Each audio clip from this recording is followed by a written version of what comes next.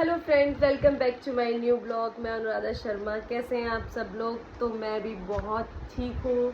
और वापस से मैं ये कहना चाहूँगी कि बहुत दिनों बाद आप लोगों से मिलना हो रहा है, क्योंकि मैं दिल्ली आने के बाद भी 3 दिन बाद ब्लॉगिंग कर रही हूँ और ना ही मैंने रास्ते में कोई ब्लॉगिंग कर पाई, क्योंकि वो जो रास्ते का जो टाइम होता है ना, मतलब उस दिन बच्चे बहुत ज़्यादा परेशान कर रहे थे, सो नहीं पा रहे थे। और ऊपर से फिर मैं भी मम्मी भी थी, मैं भी थी और मयंक भी थे। तो एक गाड़ी के अंदर 3 जने और फिर 2 बच्चे, बहुत कंजस्टेड हो जाता है। तो लवन्या की तबीयत ख़राब हो गई थी। तो मैं जानती हूँ कि आप लोग सोचते होंगे भाई ये लड़की हर 2-3 दिन में ब्लॉगिंग करती है। तो भाई मैं आप सब लोगों को ये बताना चाहती हूँ कि मैं ब्लॉगिंग के अलावा भी कुछ और भी करती हूँ। मैं खुद वर्किंग हूँ, मैं घर से इवेंट का काम करती हूँ। मैं स्टाफ प्रोवाइड करवाती हूँ जयपुर के अंदर, ऑल ओवर और भी जगह करवा सकती हूँ। तो मैं तो भाई खुद ही कमा के अपने बच्चों को पाल रही हूँ। तो ऐसे शेड्यूल के अंदर मेरा ब्लॉगिंग रोज़ करना बहुत मुश्किल होता है, क्योंकि मुझे ही सब कुछ करना है। मेरे को बच्चों को भी देखना है, मुझे काम भी करना है, मुझे और खर्चे भी देखने हैं। अभी मैंने घर शिफ्ट किया है और फिर अभी मतलब बहुत ज़्यादा बिजी शेड्यूल। आप लोग समझ सकते हैं, मतलब जो लोग अभी जो बच्चे पाल रही हैं, जो मदर्स हैं, वो समझ सकती हैं मेरी इस प्रॉब्लम को, कि मैं कितना कुछ फेस करना पड़ता है मुझे अकेले ही। और आजकल तो एक दिक्कत और हो गई है, ये बिजली विभाग वालों ने ना, हम मिडिल क्लास वालों की ना जान निकाल के रहेंगे ये लोग। पता नहीं अभी क्या हुआ कि पिछले महीने मैंने ना अप्रैल में एसी लगाया था। 10 अप्रैल को मेरे घर में एसी लगा था। तो मेरे पास बिल आया है 5,000 रुपये का, 20 दिन का। तो मैंने कहा ओके चलो भाई, बिल आ गया, कोई बात नहीं, मैं भर देती हूँ। तो मैंने भर दिया 5,000 रुपये का बिल। अगेन मैं वैसे ही मैं उसके बाद मैं दिल्ली आ गई। और जैसे ही मैं दिल्ली आई, दिल्ली आने के बाद क्या सीन हुआ, मैं 20 दिन घर पे हूँ, 10 दिन भी कोई नहीं रुका था वहाँ पे। और मतलब बंद फ्लैट का, बंद घर का भी बिल उन्होंने मुझे अगेन 6,000 रुपये दे दिया। तो मैंने सोचा कि मैं तो घर पे ही नहीं थी, तो बंद फ्लैट का बिल 6,000 रुपये कैसे आ सकता है। तो मैंने मकान मालिक को बुलाया, तो मकान मालिक मुझसे लड़ने झगड़ने लग गया, मुझे धमकी दी, मुझसे मकान भी खाली करवा लिया। और कहने लग गया कि नहीं मेरा मीटर ठीक है। मैंने कहा नहीं, मुझे तो मीटर की कंप्लेंट करनी है। ऐसा कैसे हो सकता है? मेरे बिल्कुल पास वाले का जो बिल था वो बिल्कुल, मतलब लगा लो आप 200 रुपये आ रहा है, किसी का तो आ ही नहीं रहा है 2 महीने से। तो भाई हम अगर किराए के मकान में रह रहे हैं, हम अगर अपना घर बार छोड़ के कहीं दूसरी जगह रह के हम काम धंधा करके अपने बच्चों को पाल रहे हैं, तो इसका मतलब ये नहीं ना कि हमारा पैसा हराम का पैसा है। भाई हम बहुत मुश्किलों से अपने बच्चों को सरवाइव करना सिखा रहे हैं। नो बेबी, अभी आप नहाए हो ना, अभी कपड़े पहनो उसके बाद। हाँ, लवन्या अभी भी नहाई है, तो आप सब लोगों से वो मिलना चाहती है, इसीलिए वो ऐसा कर रही है। पर भाई अभी मैं उससे मिलवाती हूँ आपको, 2 मिनट को।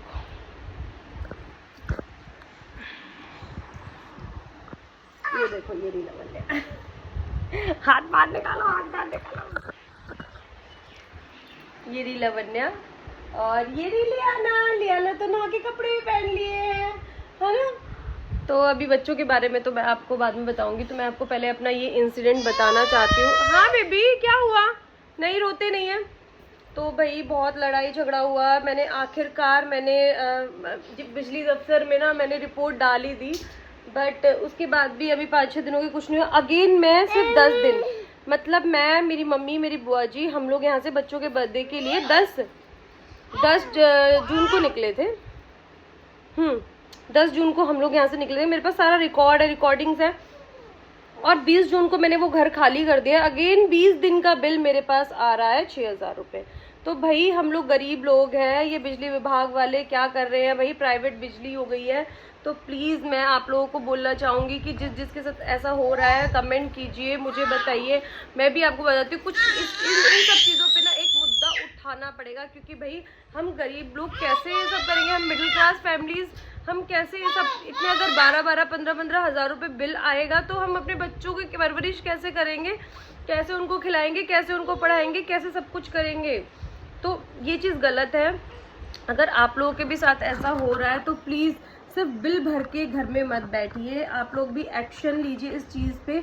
जब सब लोग मिल के जब 10-15 रिपोर्ट्स जाती हैं ना, तो क्या पता भाई ये बिजली वाले क्या कर रहे हैं, ये बहुत ज़्यादा गर्मी पड़ रही है तो सोच रहे लोग पता नहीं कितना ही एसी चला लेंगे। अरे पूरा पूरा दिन एसी चलाने के बावजूद भी इतना बिल तो नहीं आता, और पूरा दिन कौन घर में रहता है, लोग अपने काम भी करते हैं। हाँ मानती हूँ बच्चों को बिना एसी के नहीं रहता, पर 24 घंटे तो हम बच्चों को भी एसी में नहीं रखते, क्योंकि ऐसे तो उनकी हैबिट पड़ जाएगी और उनकी तबीयत ख़राब हो जाएगी। तो हम बच्चों को भी पूरे टाइम नहीं रखते हैं।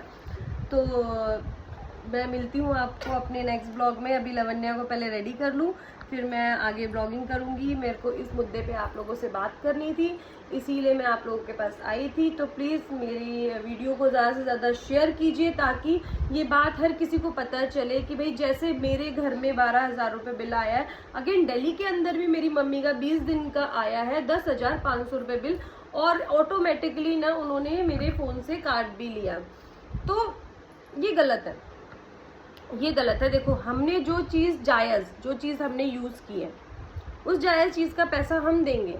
हम हर चीज़ दे रहे हैं, हम टैक्स दे रहे हैं, हम वोट दे रहे हैं, ठीक है, हम बिजली का बिल दे रहे हैं, हम पानी का बिल दे रहे हैं, तो हमारा पूरा हक है वो देने का।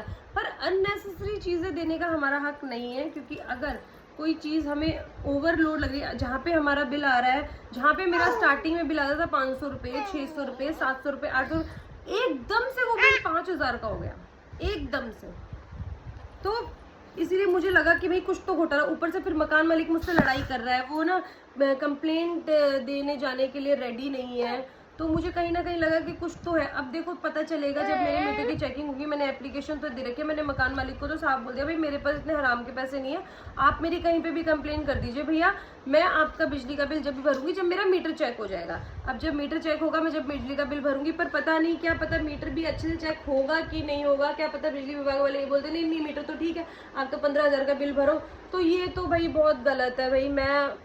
हम कैसे करके एक एक पैसा कमा के जोड़ के अपने बच्चों के लिए चीज़ें करें, और यही पैसे हमें उस बिजली के बिल में देने पड़ते हैं। तो कितना वो लगता है। और मेरे घर में तो ना ज़्यादा कुछ है भी नहीं, मेरे पास एक एसी, एक फ्रिज है। फ्रिज भी अभी आप लोगों के सामने ही मैंने अप्रैल में खरीदा था।